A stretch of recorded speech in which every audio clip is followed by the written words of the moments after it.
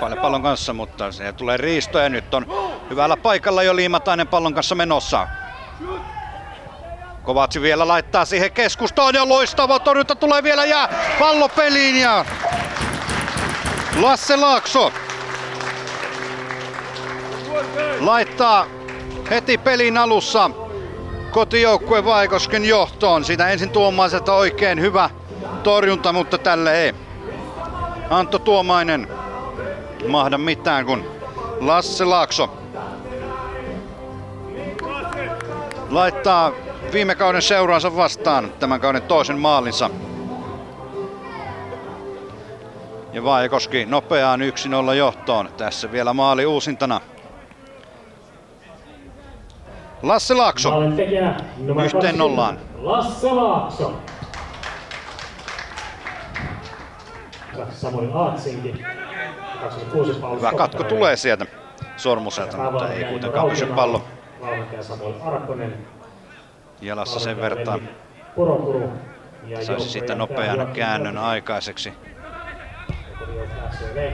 Liimatainen takaisin tulee Kovatsilta pallo ja nyt on Liimatainen vauhissa ja peli on 2-0, kun reilu 5 minuuttia pelattu. Hienoa peliä Kench Kovatsilta ja Matti Liimataiselta ja Matti Liimatainen pääsee laittamaan kauden 8. maalinsa. Murskaava, myrskyisä alku kyllä kotijoukkue näyttää tähän kauden 3. paikallisderbyyn.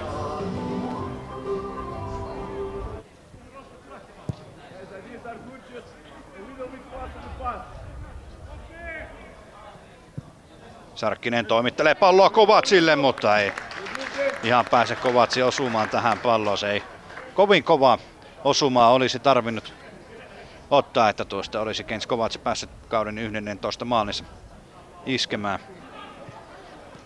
JPS:llä sen verran kovat panokset, että tosiaan jos niitä pistemenetyksiä tästä ottelusta ottaa, niin putoaminen on varmaa.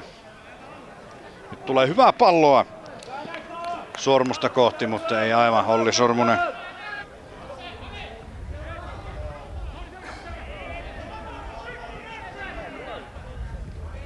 JPC Pyyny saa pidettyä pallo pienestä pompusta kaksinkamppailusta huolimatta. Linjan taakse koittaa saada Korolainen palloa, mutta palautuu hänelle itselleen takaisin. On keskustassa sitten Medjadi. Laukaus lähtee ja on hyvä laukaus ja se sieltä tulee vielä toista laukausta kohti, mutta se menee sitten maalin katolle. Oli paha. Siinä Medjadilla.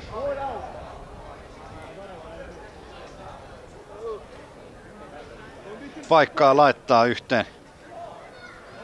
Anteeksi, 2-1. Onko sillä Kovatsilla jotain mahdollisia ongelmia Nilkan kanssa, kun siinä aikaisemmin sai vähän kolhua ja nyt on mahdollisuus Veka Pyynylle. Ei siitä sen enempää kummallekaan. Medjadi, hyvä pallo tulee sinne kohti Salmea ja Salmi pääsee laittamaan matalana ja viime tingassa tulee kyllä loistopelastus Lauri Seiloselta. Mitä luultavammin ei nähdä Jyväskylässä derbyjä siis ensi kaudella. Nyt Sarkkinen erikoistilannetta ja palloa boksiin. Se nyrkkeilee ensin pois sieltä, tolpassa käydään ja sitten toinen pallo menee, kun Antto Tuomainen nyrkkeilee pallon suoraan FCV-pelaajille ja ensimmäinen osuu tolppaan. Ja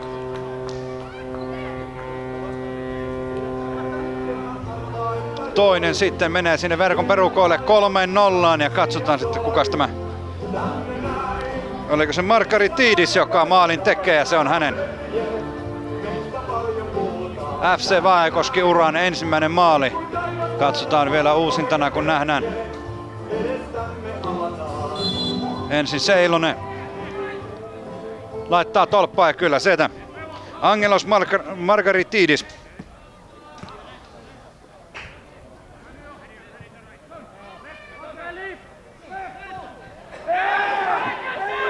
Siellä vaaditaan FCV-leiristä käsivirhettä, mutta sitä ei ottelu tuomaristo vihellä. Katsotaan, tuleeko tuosta vielä hidastusta.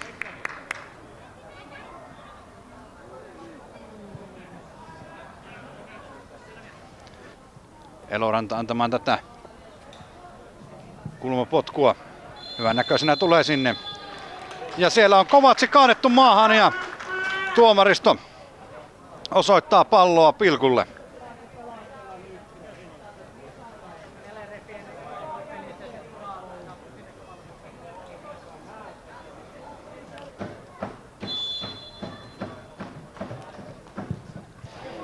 Ja laittaa aika tyylikkäästi sinne putken alle. Vaajakoski johtaa 4-0. Kens Kovatsi maalin tekijänä. Ja edelliset kamppailut ovat näiden joukkueiden välillä myös päättyneet 4 maalin erolla, joten toistaiseksi FCV siinä omassa aikataulussaan on. Ja Lasse Laakso, joka tämän pelin maalianat havasi 5. peliminuutilla myöskin kentältä pois. Liimatainen kerkeä tähän palloon ja sillä nyt on Elorannan paikka, mutta se blokataan. Laakso pääsi kuin varkaan laittamaan palloa, mutta juuri JPS pelastuu. JPS puolustajakin edessä.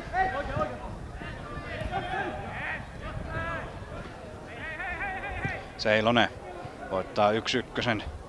Saa vielä takaisin itselleen ja Lauri Seilonen.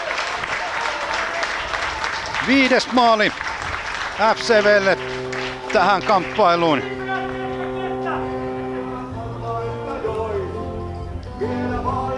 Kolmas maali Lauri Seiloselle tälle kaudelle ja 75 minuuttia täyttyy ja FCV kyllä naulaa viimeistään tässä vaiheessa tämän ottelun pakettiin ja on kliininen viimeistely 2001 syntyneet Lauri Seiloselta.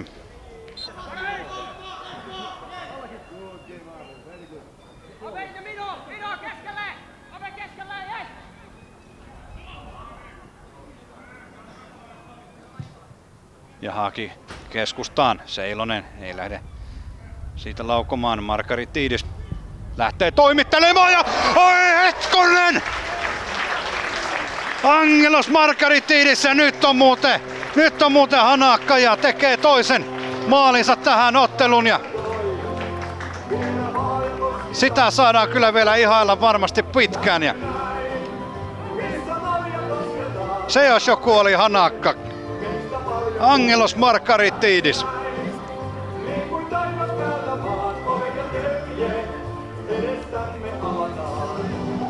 Uskomaton laukkaus lähtee sieltä ja ihan vasempaan takanurkkaan painuu tämä laukaus.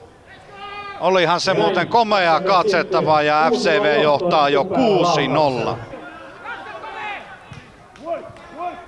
Kyllä sillä FCVkin antaa vielä loppuun asti rässiä ja tuottaako se tulosta ja tuottaa ainakin sen verran, että vapaa potku tulee ja jälleen sitten korttia Tuomo Kinnuselle ja se on toinen keltainen kortti ja Kinnunen joutuu tämän pelin tässä vaiheessa jättämään kesken. Loppuun sitten 1 vajaalla.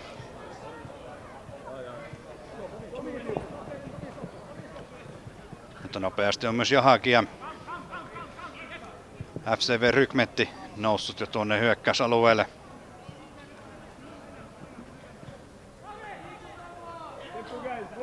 90 minuuttia täynnä. Vielä tulee mahdollisuus ja sinne se menee. Simo Kurkisuon naulaa 7-0 tämän ottelun ja Se on Kurkisuon 3. maali tällä kaudella. Ja tähän päättyy myös tämä ottelu täällä Vaajakoskella. Murskaaviin 7-0 loppulukemiin. Tässä vielä viimeinen Koskiahde. Ja hieman sitten pomppujen kautta Simo Kurkisuo laittaa pelin 7-0. Simo Kurkisuo.